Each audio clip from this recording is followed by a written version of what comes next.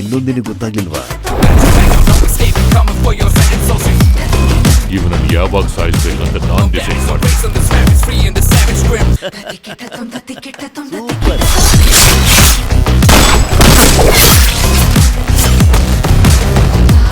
Bad fellow.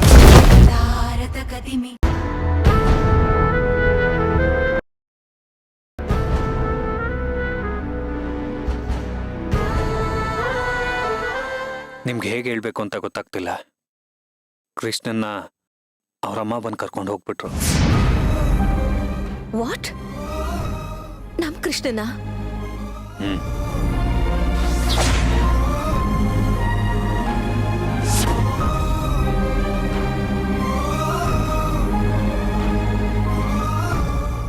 ಅವನನ್ನ ನಿಮ್ಮಷ್ಟೇ ಇವಳು ಹಚ್ಕೊಂಡ್ಬಿಟ್ಟಿದ್ದಾಳೆ.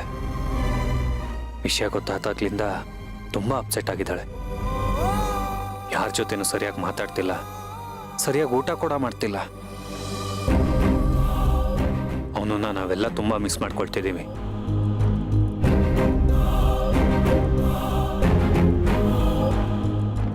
ನೀವು ಬೇಜಾರು ಮಾಡ್ಕೊಂಬೇಡಿ. ಅದಕ್ಕೆ ಆ ನರ್ಸ್ನ ಕಾಡಿಬೇಡಿ ಆದ್ರೂ ಮತ್ತೆ ನಾನು ಅವನನ್ನ ಮನೆಗೆ ಕರ್ಕೊಂಡು ಬರ್ತೀನಿ. ಬೇಡ ಭಾವ, ದಯವಿಟ್ಟು ಆ ಕೆಲಸ ಮಾಡಬೇಡಿ. ತಾಯಿ ಮಗುನ ಬೇರೆ ಮಾಡುವಂಥ ಪಾಪದ ಕೆಲಸ ನಾವು ಮಾಡೋದು ಬೇಡ.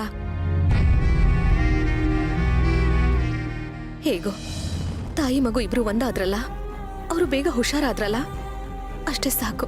ಅದೇ ಖುಷಿ ನನಗೆ.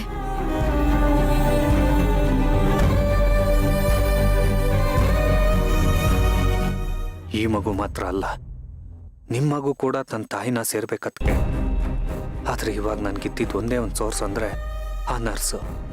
ಈಗ ಅವಳು ಎಲ್ಲಿದ್ದಾಳೆ, ಯಾವ ಊರಲ್ಲಿದ್ದಾಳೆ ಅಂತಾನೆ ಗೊತ್ತಿಲ್ಲ. ಏನ್ ಮಾಡ್ಲಿ, ಹೇಗೆ ಹುಡುಕ್ಲಿ?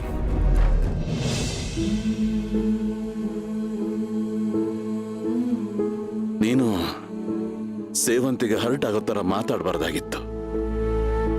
ಪಾಪ ತುಂಬಾ ನೊಂದ್ಕೊಂಡಿದ್ದಾಳೆ. ಸಾಲದು ಅಂತ ಮೀರಾ ವಿಷಯ ಬೇರೆ ಮಾತಾಡ್ಬಿಟ್ಟೆ. ನಾನು ಮೀರಾನ್ ಮದುವೆ ಆಗೋದು ಸೇವಂತಿಗೆ ತುಂಬಾ ಇಷ್ಟ ಜೆ.ಪಿ. ಸರ್. ಅದನ್ನ ಅವಳೇ ಸುಮಾರು ಸತಿ ಬಾಯ್ಬಿಟ್ಟು ಹೇಳಿದಾಳೆ. ನೀನೇನೋ ಚೆನ್ನಾಗಿ ಹೇಳ್ತೀಯ ಅರ್ಜುನ್. ಯಾವುದೇ ಹೆಂಡತಿ ಆದ್ರೂ ತನ್ನ ಗಂಡ ಇನ್ನೊಂದು ಮದುವೆ ಆಗೋದನ್ನ ಇಷ್ಟಪಡ್ತಾಳ. ನಿಂಗೂ ಅಷ್ಟೇ ಇನ್ನೊಂದು ಮದುವೆ ಇಷ್ಟ ಇಲ್ಲ. ಕರೆಕ್ಟ್ ತಾನೆ? ನಿಜ ಹೇಳು ಅರ್ಜುನ್.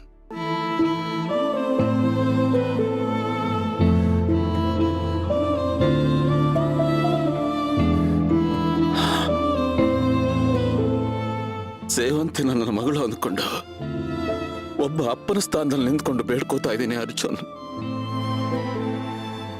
ಸೇವಂತಿನ ಯಾವುದೇ ಕಾರಣಕ್ಕೂ ಕೈ ಬಿಡಬೇಡ.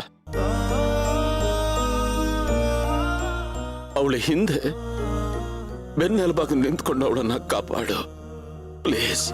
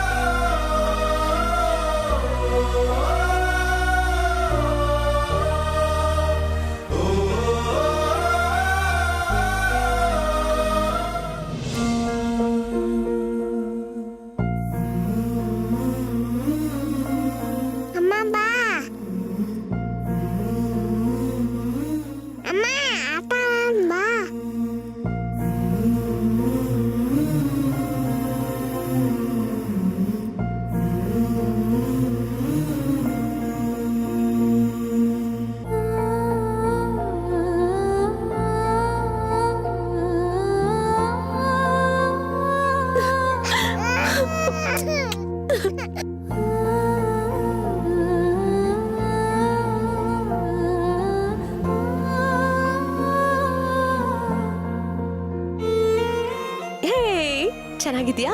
ಇಷ್ಟ ಆಯ್ತಾ?